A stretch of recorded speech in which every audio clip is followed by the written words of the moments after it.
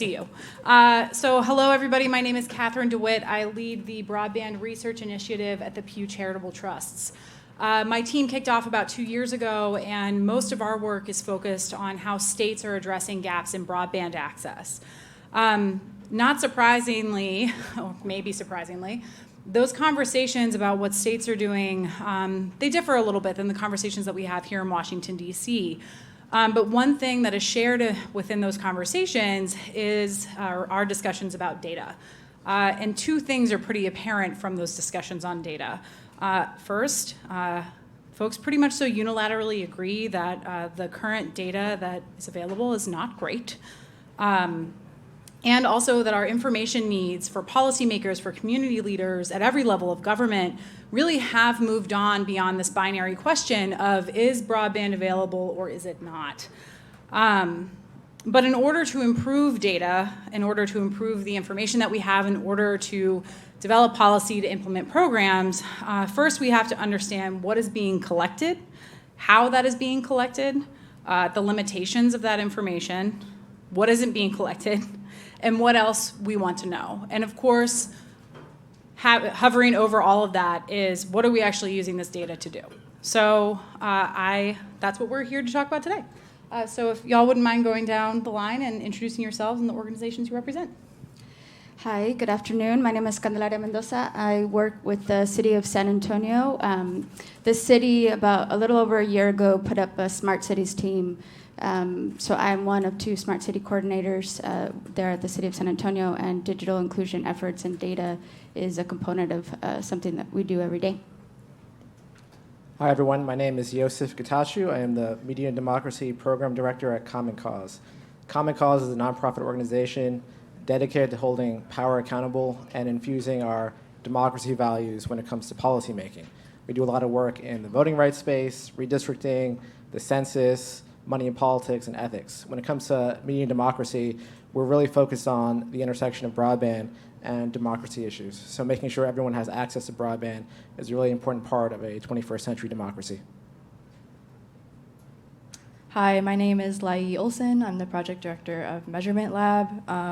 The project is worked on by teams at Code for Science and Society and Google, previously New America's Open Tech Institute, as well as Princeton University. Measurement Lab is the largest open data set of internet performance data available today. Great. And hello, everyone. My name is Sascha Meinrath. This is year 15 of my doing broadband mapping. I'm the co-founder back in the day of Measurement Lab. Founded the Open Technology Institute as well and ran it for the first 8 years. Today, I run something called XLab, which is in essence the umbrella where I get to collaborate with awesome people on cool projects, including, in this case, one that I created 10 years ago now. All right, thank you. Let's start with a quick level setting question. We all talk about data. We need better data. But why does that actually matter? How does that information actually factor into the work that you do every day?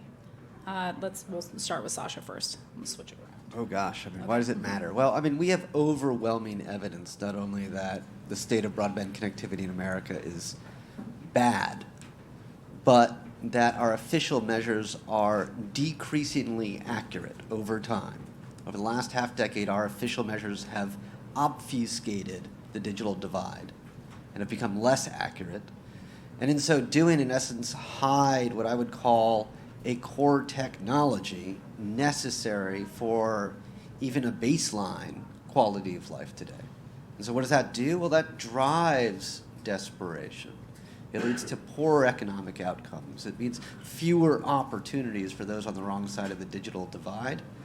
And that, in turn, this desperation, frankly, drives increased desperate actions, the opioid epidemic, the lack of economic outcomes, domestic violence, and even death. So whereas, it would be wrong to say there's blood on the hands of the individual politicians and lobbyists that are driving the continuation of this divide, it would be equally foolhardy to ignore the fact that this really wonky issue, broadband mapping, is essential for maximizing wellness and lowering death rates in places that are harmed by these digital divides? I'm going to try and not feel the pressure that I'm sitting next to the co-founder. But I'm just going to edge this way. But Measurement Lab, though, was founded on the idea that if we want to improve the internet, we need to be able to measure its progress. So we collect data that represents the end user's experience of accessing content. And we do so because we think that's the measurement that matters and the one that we should be making decisions based off of. So let's take it back a little bit outside of broadband and just why do we care about data? When you actually think about the importance of data in our democracy, it comes down to the question of, are you going to be counted or not? And if you're going to be counted, what types of services are you going to get from that? What does your voice mean when you're counted? What does your voice mean when it's not counted? A lot of times in places that are not counted, or if they're counted a certain way, you may get access to certain services or not. You may get certain resources or not get certain resources. You may be represented by someone you're being counted in a certain way. You're getting data collected on you in a certain way, or you're not. And so that's really the question when it comes to what is the importance of data. If we want everyone to be able to participate in our democracy in a meaningful way, they need to be counted, and they need to be counted accurately. So then narrowing it down to broadband and broadband data, it really goes to the question of the digital divide, which we've talked about at length at this conference.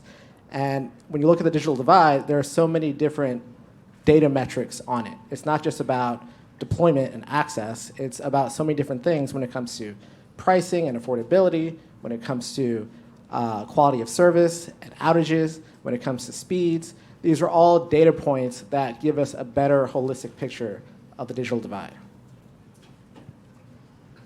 Yeah, just to kind of tag along that conversation about data and being counted. At the City of San Antonio, I think it was mentioned earlier, making sure that you come in with a holistic approach. So we decided to intake the data that we have access to, understanding that it has flaws and components that may not be counting certain voices.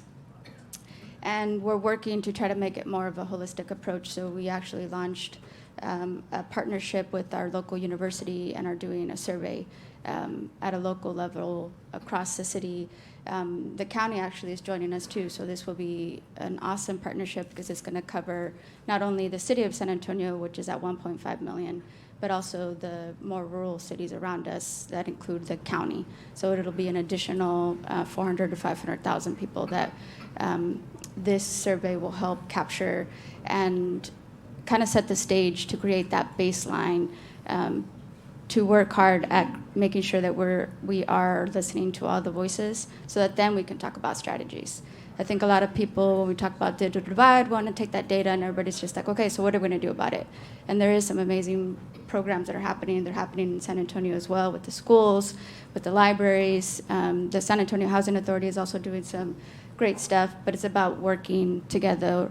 So us in Smart Cities, we really work hard to try to minimize silos. Everybody's doing their own thing. Everybody wants to get the credit for their own projects.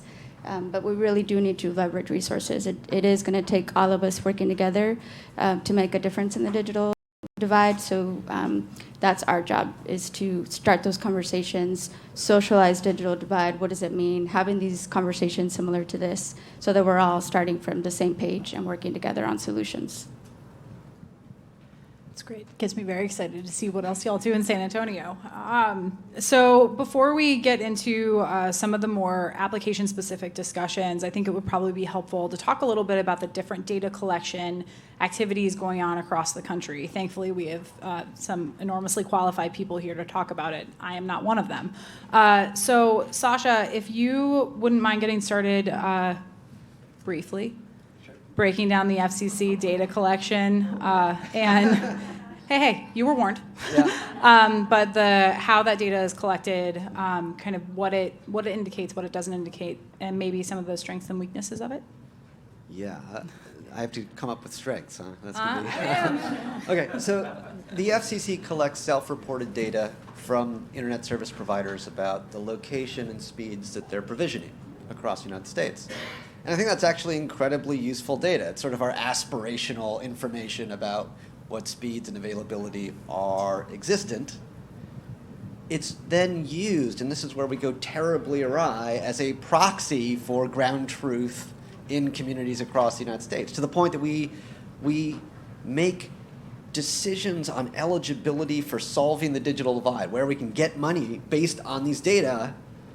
And if you dive into the bowels that I have of this data collection, the instrument, the Form 477, contains information that allows people to color in, like my 2-year-old, areas outside the lines. They can color in places that have one house that's served, but they can also color in areas that, and this is a quote from the form, without an extraordinary commitment of resources, they could provide service, which is to say they can color in as served areas that have zero service. Well, it doesn't take a genius to realize that leads to hyperbolic overstatement. And what we've found through hundreds of millions of tests over the last decade is that hyperbolic reporting has become far worse in recent years, which is to say people are not just coloring outside the lines, they're increasingly coloring outside the lines. And the FCC doesn't verify or check this information, to the point that we accidentally had, during the prior cycle, one ISP color in 6 different states as fully served by gig connectivity that was only corrected when outside public interest groups were like, so this is so far beyond the pale, so absurd, that surely this can't be our official measure. But how many other overstatements are lurking in this data? I would argue thousands. And that's the state of our official maps today. So quick response here. What are the ramifications of that?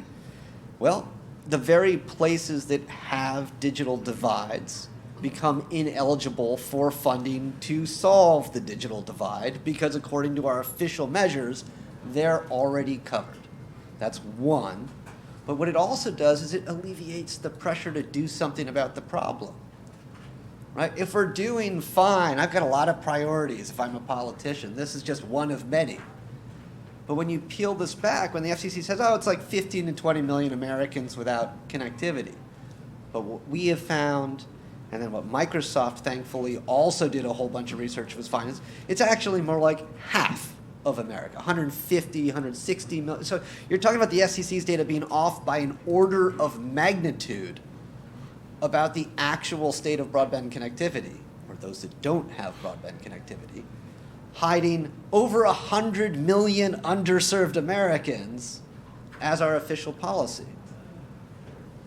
Just to add to that, when we talk about 477 and how they collect data through the census block reporting, in some areas, particularly the more clustered census blocks, you may not find as many discrepancies because of the homes that are much closer together. But when you look at other more dispersed areas, tribal lands, some rural parts of the country where the homes are further apart and the people live in much more rougher terrains, you're going to find more discrepancies. And then these are where many of the marginalized communities tend to live. The GAO did a study where they found that the FCC's data vastly overstates deployment in tribal lands. These are some of the most unconnected communities in the country.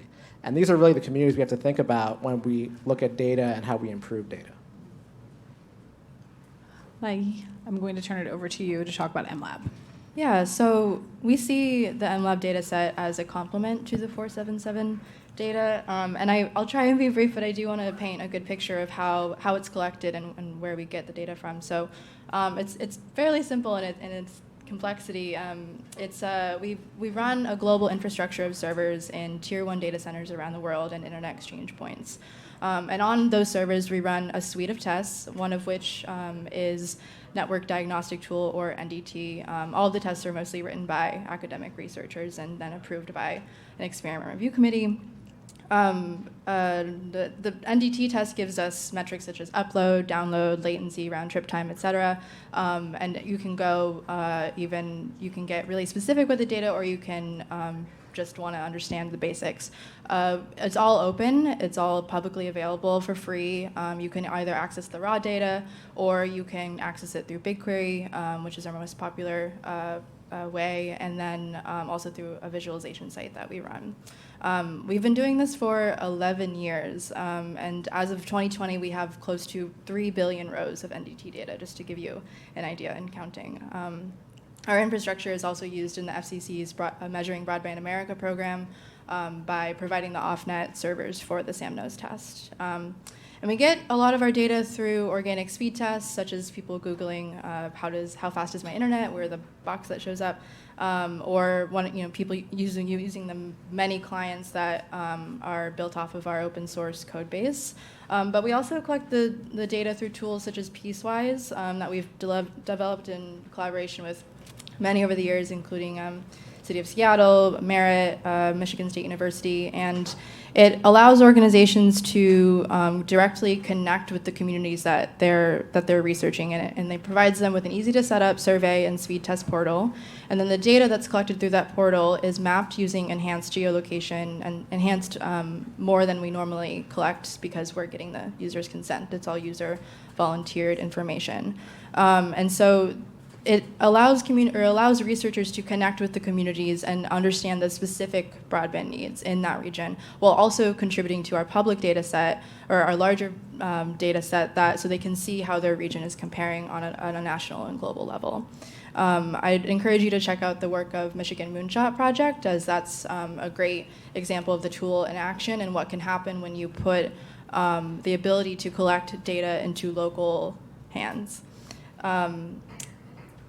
So that's an overview of where our data comes from and how we're trying to get into the hands of communities. Would you mind talking about San Antonio's survey and what y'all are collecting and how you're going about doing it? Sure. So to kind of get back to that point of localized data and truing up maybe some of the flaws or missing information from the FCC data, the city, in collaboration with many partners, decided to do their own survey in partnership with our University of Texas San Antonio. So we're asking similar questions, and are they connected? Reasons why maybe they're not. We're trying to get some household information around sharing. So there's also what they define as being connected, whether it's a cell phone or if they have access to reliable broadband, and also devices. So we're trying to capture 3 pieces similar to an alignment with the National Digital Inclusion Alliance. The 3 legs of the stool.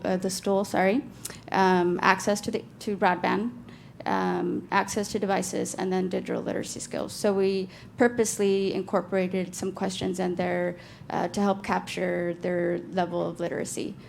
Does it go back to them not knowing how to use a computer or using the internet or using it safely? So we also incorporated some questions in there to help capture those components. So we're trying to get a better picture of what San Antonio looks like. The original information that we got from the FCC really does align to our redlining. It's kind of creepy when you put up the city of San Antonio and the redlining maps, and then you put subscription map over that. Correlations to poverty, low income, gender, race are really, really similar. So it's definitely strong correlations in San Antonio to redlining, and the legacy that has left in the city is really, really strong. We're one of the most economically segregated cities in the country.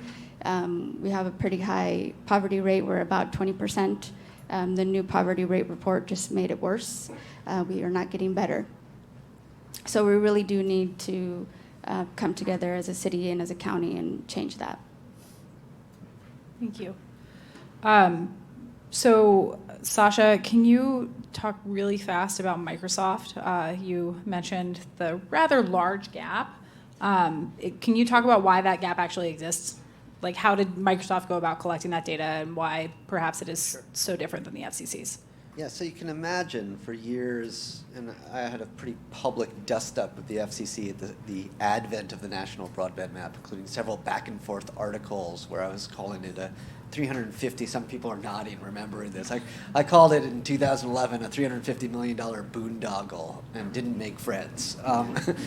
But the reality is there's been a group of us who for years have been talking about how the actual broadband divides are greater, that there's many more people that are underserved or unserved, and we've always kind of been labeled as those crazies out in the public interest sector, and the ones that hate corporations and don't like motherhood and apple pie along with that.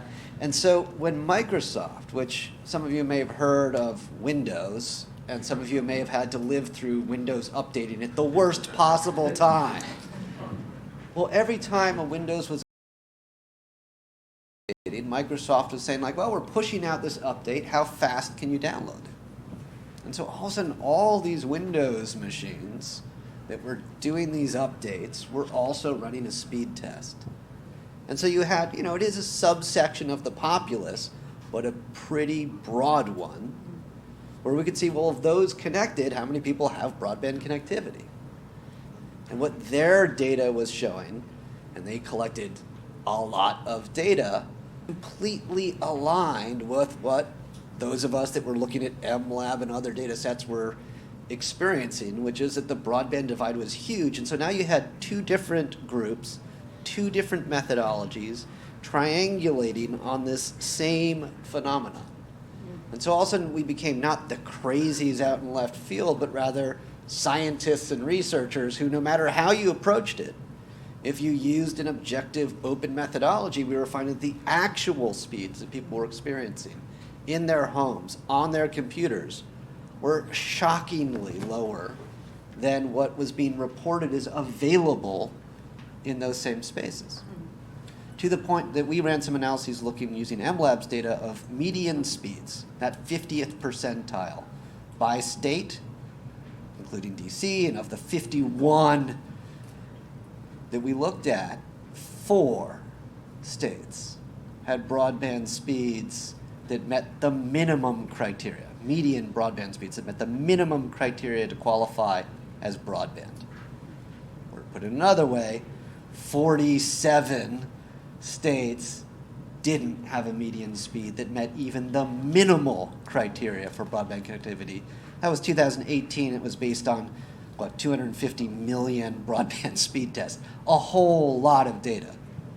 So the evidence has been overwhelming, but having Microsoft in the mix means that it's not just these crazy scientists saying this. You've got now independent confirmation from a corporate entity that ran this across all of the Windows computers that were running, doing these downloads. So just to confirm, what you are saying is that it's not just about whether or not it's available. It is about the actual speeds that that individual user is able to access. Yeah, there's two different data stores. One is the aspirational Form 477. This is like what's been self-reported as available and where, which is fine for what it is. It's just a terrible proxy for what people are actually receiving on the ground. And what's weird is when we started looking at these discrepancies, it's not like, one's overstated.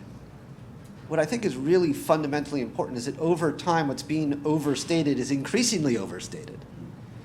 And what it means is that in rural America, at least a goodly portion of our success in closing the digital divide is solely an artifact of our measurements being ever more hyperbolic, rather than service provision actually keeping up.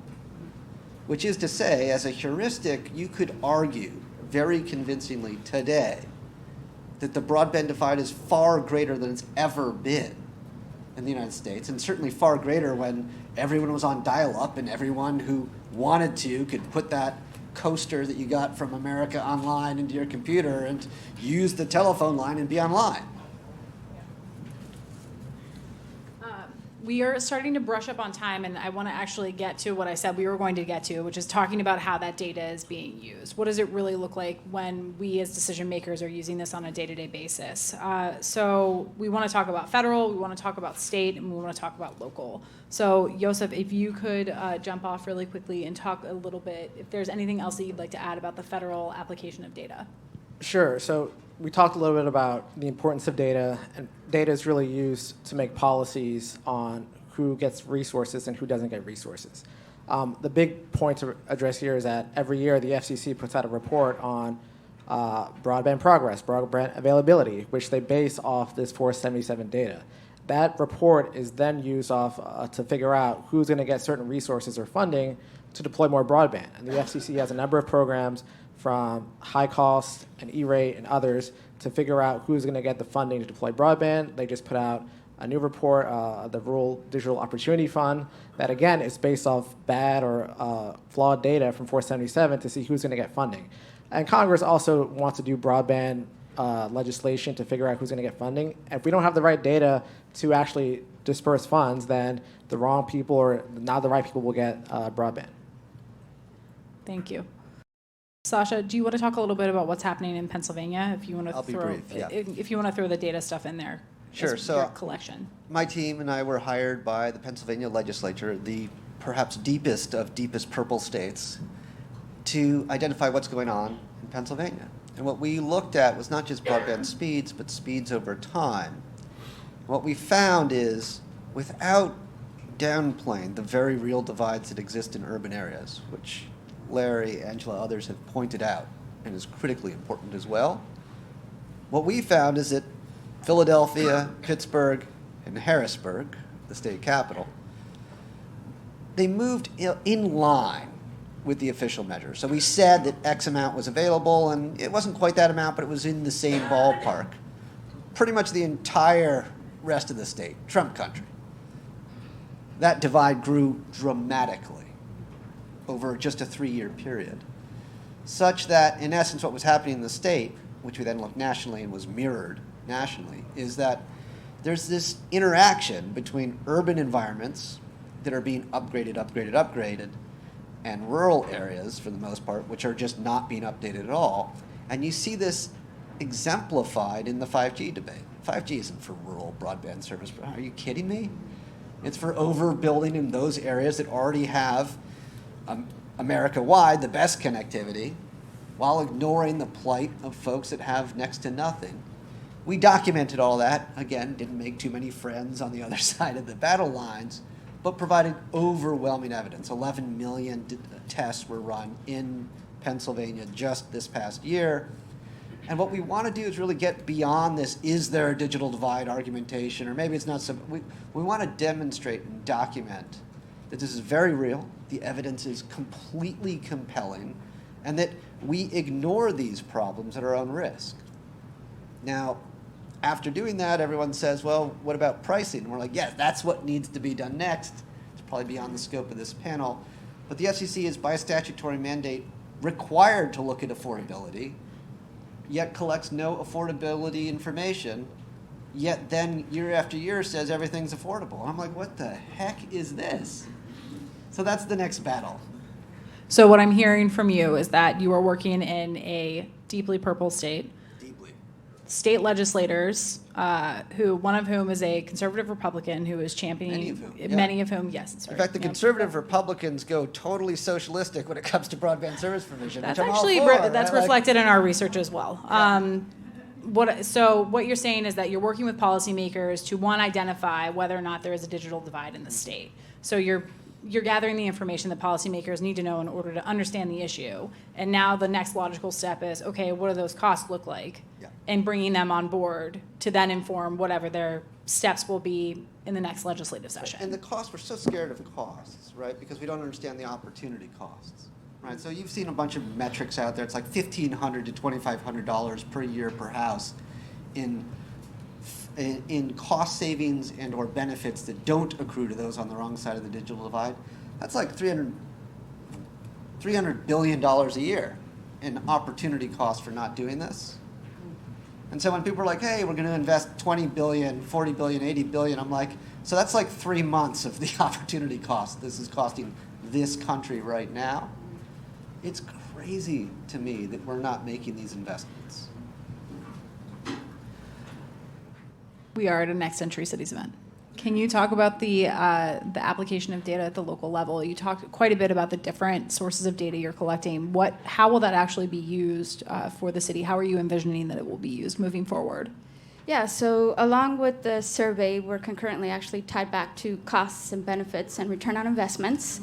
We are working to try to get a third party to come and do an economic impact assessment with the city of San Antonio, and really localize the data to the benefits. So one, there's going to be some costs of not doing this, right? We already have impacts of education, healthcare, workforce, economic development, property values. As more and more technology companies come into play, they're going to start looking at cities that have the infrastructure, that have the workforce in order to set up headquarters, right? So we need to invest in those communities and those infrastructures in order to stay relevant and competitive.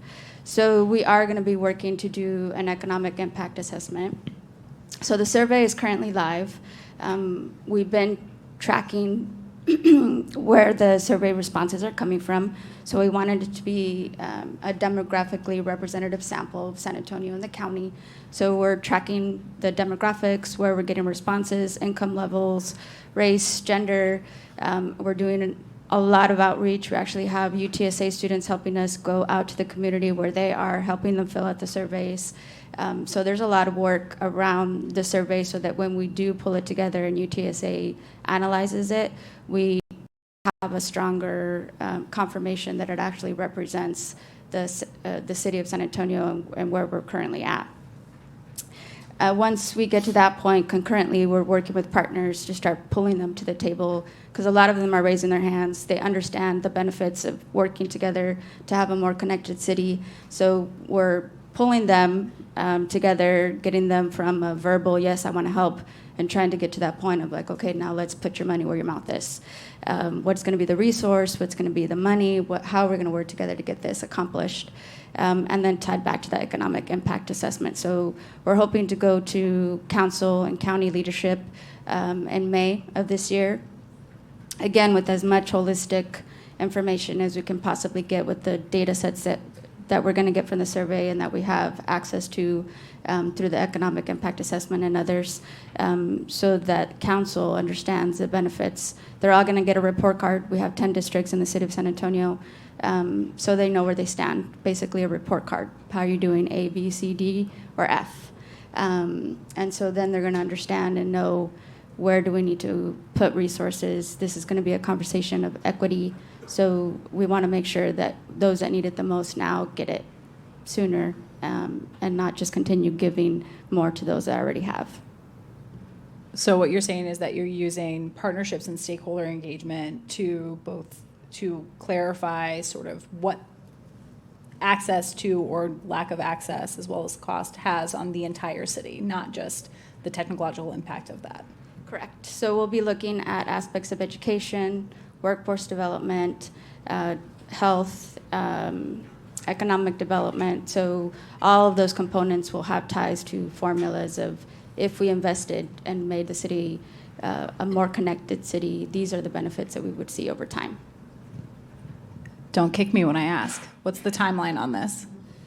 I mean, we are committed. There's a lot of history on how Smart Cities was created in the city of San Antonio. It actually took, there's an alliance, a digital inclusion alliance in San Antonio. It actually took like knocking on doors, talking to council, talking about the digital divide, using the sets of data that we had, just to kind of socialize it to a place that there's some understanding.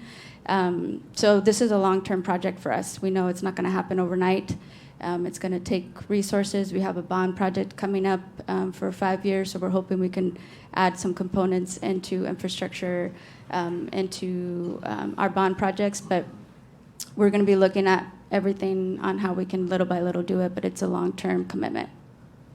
Thank you. Okay, we've got 2 minutes left. So very quickly, I'm talking like 30 seconds or less.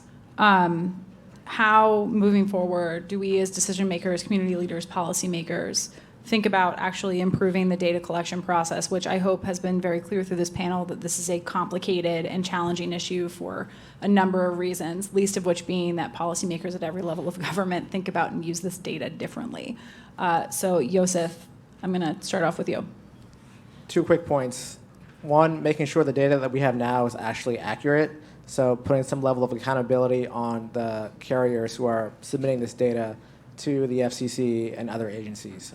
Challenge process, crowdsourcing, we have to make sure that's accurate. 2, looking at data more holistically. We talked a lot about speeds. Microsoft does usage data through their study.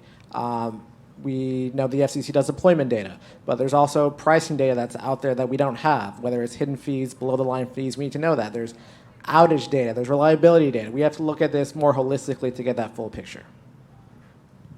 Candelaria? Yeah, I mean, I completely agree on the holistic perspective of things. To be honest, at the city of San Antonio, I think we're getting to that place where we're trying to move from using data in a reactive way to a proactive way. It usually becomes, either a leader or somebody wants to solve for a problem, and they're like, oh, I think there's some data, let's go looking and see what we can do about it.